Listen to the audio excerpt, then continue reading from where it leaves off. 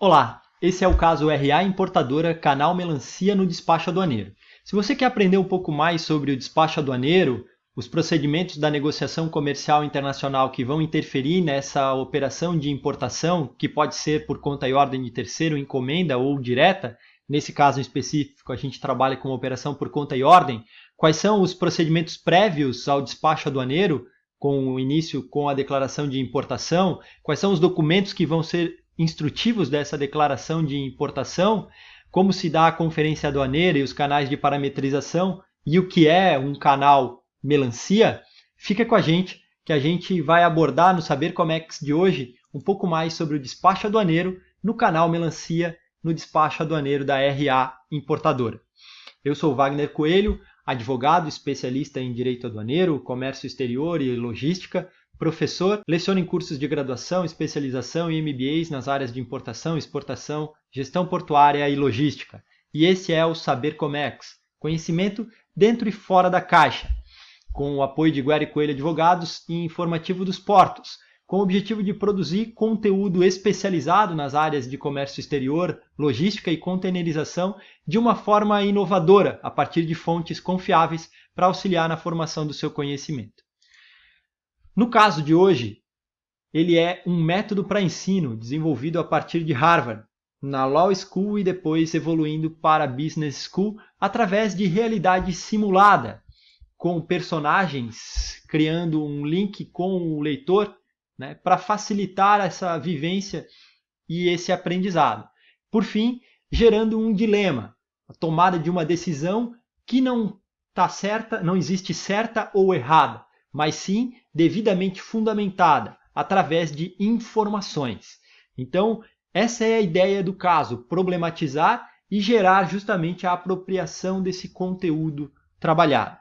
Então fica com a gente que a gente vai apresentar os nossos personagens, que são o Adu e a Ana, que são ex-acadêmicos de comércio exterior da Univale e iniciaram, junto com o processo acadêmico, estágios na Trade Junior, depois evoluindo para comissários de despacho, agentes de carga, e se encontraram na RA Importadora e Exportadora, uma empresa que possuía sede em São Paulo e que, em razão dos benefícios fiscais promovidos pelo Estado de Santa Catarina para estimular o ingresso de mercadorias por seus recintos alfandegados de zona primária e a nacionalização, né, também no Estado, inclusive nos recintos de zona secundária, fez ela se instalar, transferir a sua sede aqui para Itajaí, na cidade de Santa Catarina. Na operação, a Du e Ana evoluíram de estagiários e, após conclusão do MBA em Importação e Exportação, se tornaram analistas de importação na RA. E a primeira tarefa grande que eles tiveram foi coordenar totalmente a operação de um grande cliente, que é a Xing Ling Plantas, que realiza operações por conta e ordem de terceiros junto à RA Importadora, principalmente em razão da diferença de ICMS e do benefício que a RA possibilita, reduzindo então os custos dessa operação. Além disso, a RA se especializou na operação de auxílio na parte de gestão, junto aos agentes de carga, despachantes aduaneiros, com todo um know-how construído e facilitando muito a vida da Xing Ling Plantas. A Xing Ling, por sua vez, já tinha uma série de operações realizadas com a Shenzhen Company, que é a fornecedora de plantas artificiais na China. Nessa operação, junto à RA Importadora, mais de 100 importações já tinham sido realizadas, com a classificação fiscal utilizada sendo a mesma em todas elas, inclusive com parametrizações em Canal Vermelho, no Porto de Santos e no Porto de Itajaí durante o despacho aduaneiro de outros processos. Como a operação é por conta e ordem de terceiro, todo o pagamento, seja do fornecedor, de exportador, seja dos custos envolvidos na operação, são por parte da Xing Ling Plantas. Fica com a RA Importadora toda a coordenação de parte documental, inclusive na fatura comercial, onde ela é o importador e a Xing Ling adquirente. Situação que vai se repetir na declaração de importação, que dá início ao despacho aduaneiro de importação. No transporte marítimo, que foi o modal escolhido para essa operação, a RA Importadora fez a contratação de um agente de carga. E nesse caso, ele representa uma empresa chinesa, que é o consolidador, o NVOCC, e ele vai desconsolidar e representá-la para fins de preenchimento do Syscarga, né, do conhecimento eletrônico no Syscarga.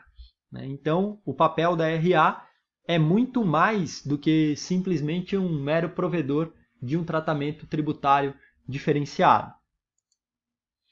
Na operação de transporte, depois de toda a documentação formalizada e aprovada pela RA, a carga embarcou lá em Shenzhen, na China, com destino ao porto de Itajaí, conforme contratado.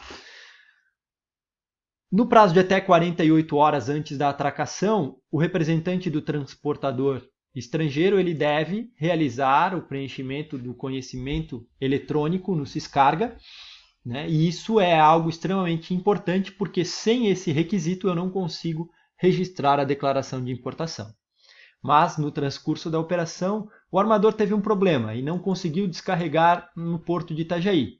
Ele omitiu o porto de Itajaí por questões operacionais e fez a descarga no Tupi Itapuá, na cidade de Itapuá, também no estado de Santa Catarina, o que não ocasionou problemas para a utilização do TTD de CMS. Depois de descarregada a mercadoria, o depositário no recinto alfandegado de zona primária do Tupi Itapuá realizou a presença de carga, outro requisito prévio ao registro da declaração de importação. Com a carga presenciada, a RA importadora pode, então, fazer o registro da declaração de importação.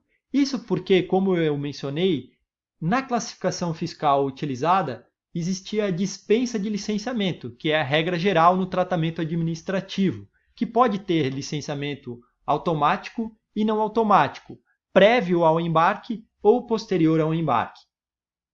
Toda a base do Syscomex, a base de dados, ela é construída através de gestão de riscos pela tecnologia da informação.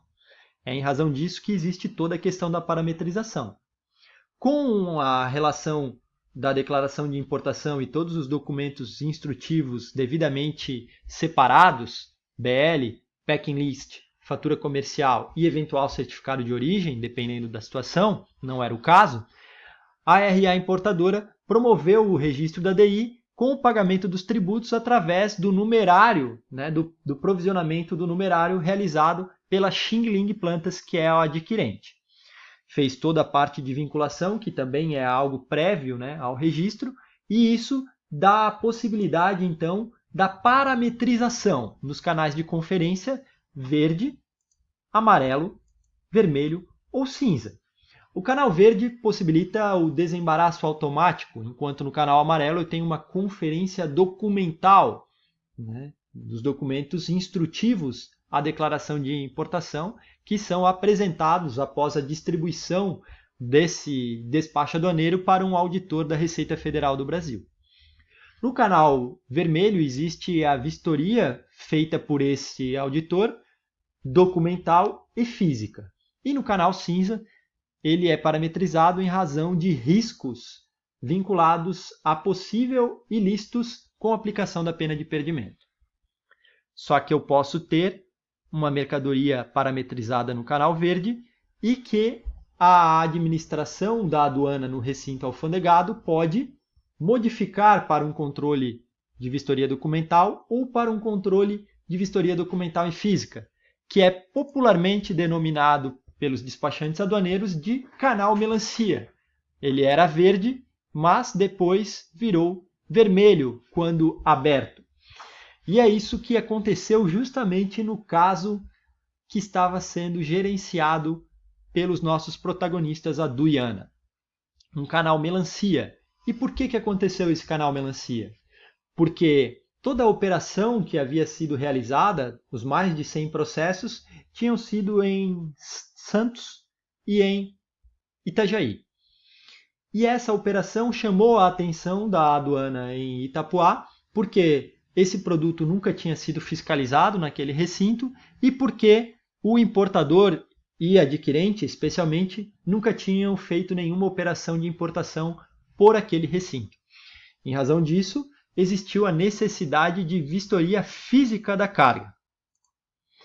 Com determinação da vistoria física e a data para que ela fosse realizada, o despachante aduaneiro realiza o agendamento junto com o operador portuário e recinto alfandegado, que está fazendo a guarda fiscal dessa mercadoria para a Receita Federal.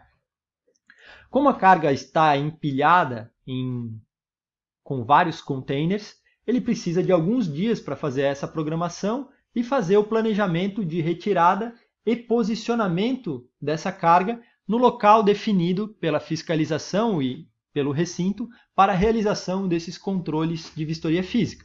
E assim foi feito. A carga foi posicionada e possibilitou então a abertura do container, a sua desunitização com a retirada das caixas, para que o auditor possa verificar, em confrontação com os documentos do packing list da fatura comercial, se a quantidade declarada e constante nos documentos é a mesma constante no container, nas caixas, se o volume de caixas, de pallets, é o mesmo descrito no packing list.